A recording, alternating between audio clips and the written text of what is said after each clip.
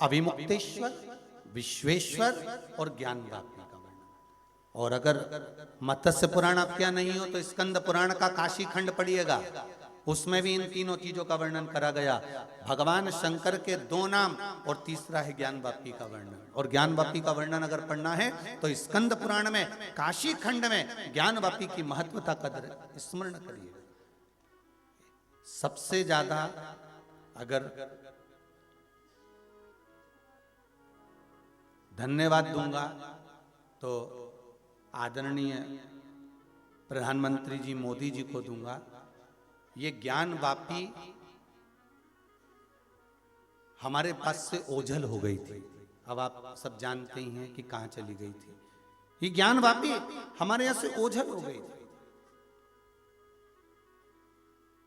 जब हम काशी विश्वनाथ का दर्शन करने जाते थे, भगवान शिव का जब दर्शन करने जाते थे, काशी विश्वनाथ का स्मरण करने जाते थे, दर्शन करने जाते थे, तो ये ज्ञान वापी हमको नहीं प्राप्त होती थी। ये ज्ञान वापी हमको दर्शन नहीं होते थे। पर ये जो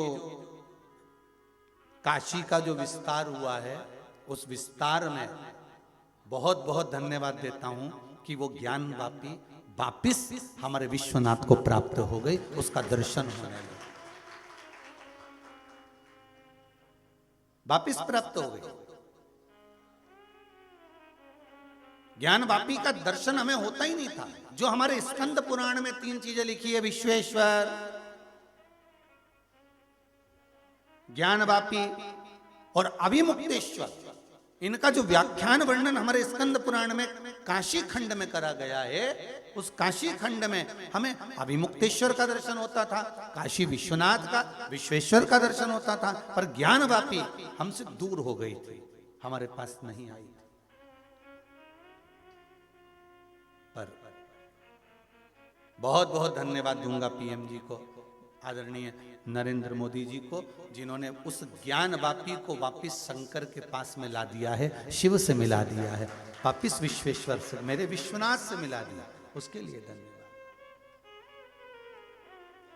हमारी स्कंद पुराण कहती है, काशी खंड कहता है कि ज्ञान वापी का जल ही केवल एक वो जल होता था जिस जल से संकल्प छूटता था।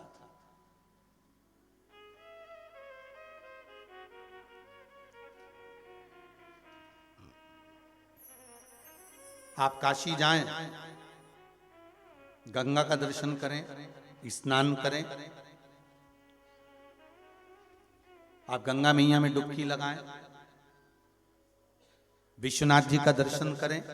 पर स्कंद पुराण कहती है, काशी खंड कहता है कि मात्र ज्ञान वापी का दर्शन मात्र कर लेने पर, केवल दर्शन मात्र कर लेने पर, भूमंडल पर जितने तीर्थ बसे हुए हैं, पूरी पृथ्वी पर मृत्यु लोक में जितने तीर्थ बसे हैं, स्कंद पुराण कहती है कि अभिमुक्तेश्वर, विश्वेश्वर और ज्ञान वापी, स्कंद पुराण कहती है मात्र ज्ञान वापी अर्थात वो कुंड, वो कुआं, वो बावड़ी, वो ज्ञान वापी का वो कुएं का मात्र दर्शन कर लेने पर भारत भूमि पर क्या पूरे ब्रह्मांड में जितने तीर्थ बसे हुए हैं, चाहे कैलाशपति शंकर जिस कैलाश पर बैठे हैं चीन में जाकर, चाहे नेपाल में पशुपति नाथ बैठे हो,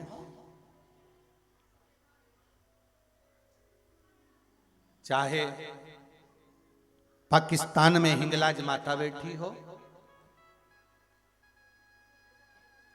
पूरे ब्रह्मांड में जहां जहां देवी देवता विराजमान हैं, तीर्थ विराजमान हैं, महाराज काशी की वो ज्ञान वापी का मात्र दर्शन कर लेने पर सारे तीर्थों के स्नान का पुण्य फल प्राप्त हो जाता है। वो ज्ञान वापी का मात्र दर्शन कर लेने पर।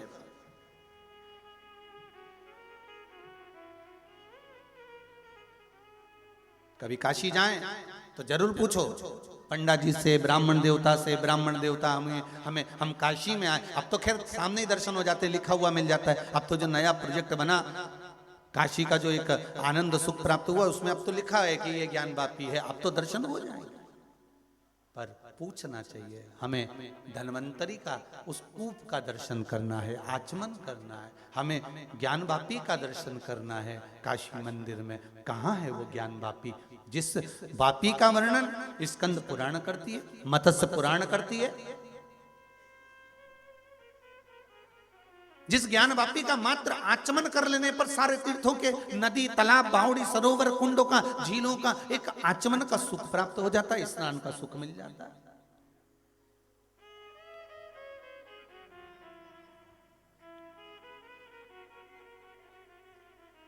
महाराज कल वर्णन करा था आपको महामृत्युंजय और दूसरा